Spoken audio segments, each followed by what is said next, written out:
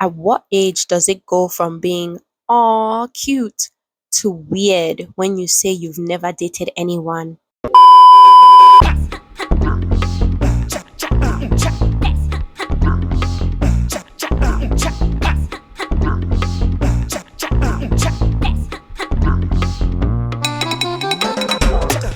In a world where romantic relationships are heavily pushed and promoted, being a certain age and never having dated starts to be viewed as odd. At what age would you say that people start dating? In some cultures, teens are encouraged to date and learn the likes and dislikes through dating. In other cultures, teens dating is heavily frowned upon and not encouraged until adulthood, while in other parts of the world, there is no such concept as dating and you simply marry when you reach an appropriate age. So, at what age did you and your peers start to date? Dating has always been a touchy spot for me. Growing up as a firstborn African daughter in a dual religious family, one parent being Muslim while the other being Christian, dating is something that was one, not really talked about, and when the topic was even slightly broached, it was heavily frowned upon. In fact, in my household, boys should not even exist or be a thought to me until I was well into my chosen career. I am sure a lot of Africans and even people raised in very traditional, strict households can relate. Now, that isn't to say I did not feel romantic feelings. However, I simply chose not to even engage or to acknowledge those feelings. Now, I could continue here and go down the same tired cliche path where I talk about how the reason why I am 30 and never having dated was because of my first daughter African Muslim slash Christian upbringing and call it a day, but I will not be getting to the true crux of the issue.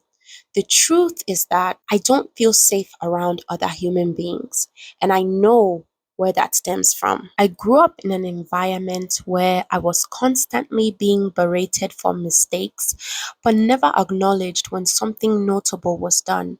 And it made me develop a skewed perception of myself, life, and how interactions with others were.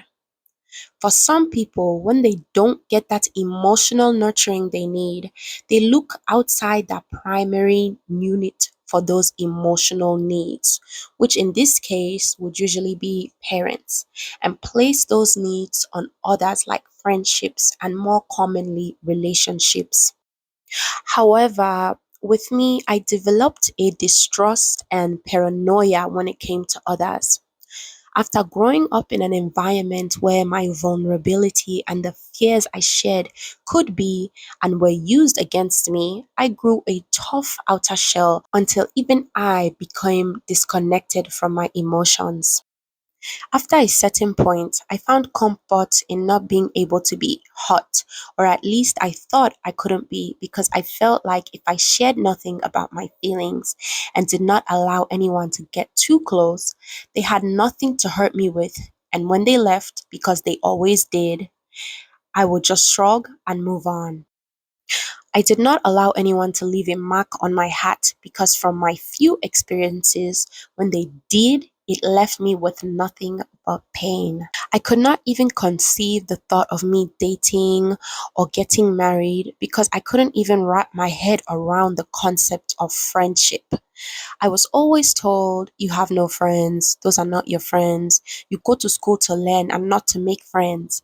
And I never really knew how deeply I internalized that until I looked up one day and I had very superficial friendships around me.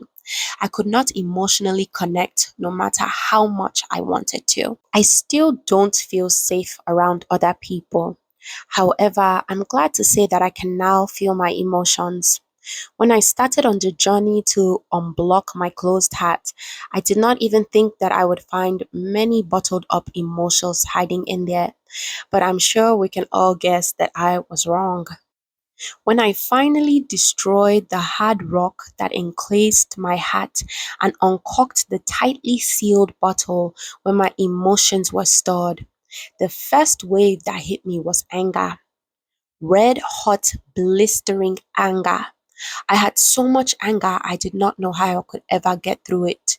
But when I finally dug through all of that anger, what I found at the bottom was just deep sadness and fear.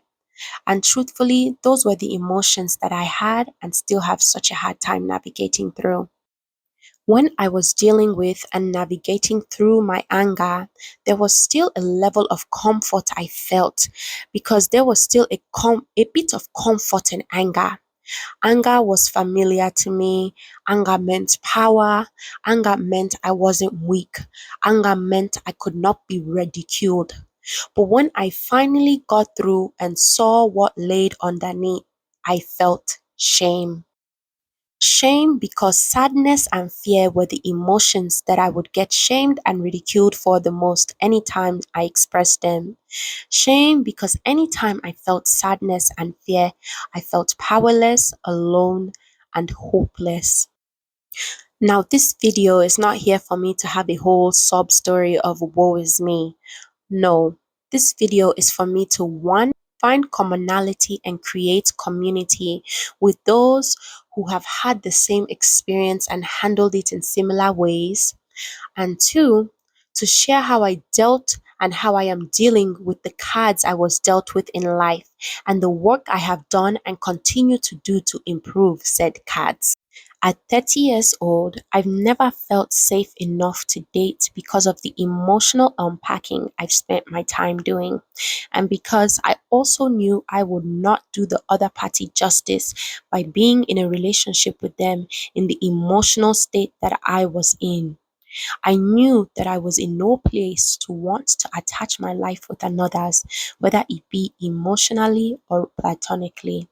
I was not stable for any sort of external emotional interactions because I was not internally stable. If you are an analytical person like myself and can dissect your feelings, the best way to heal is for you to actually allow yourself to feel what you're feeling.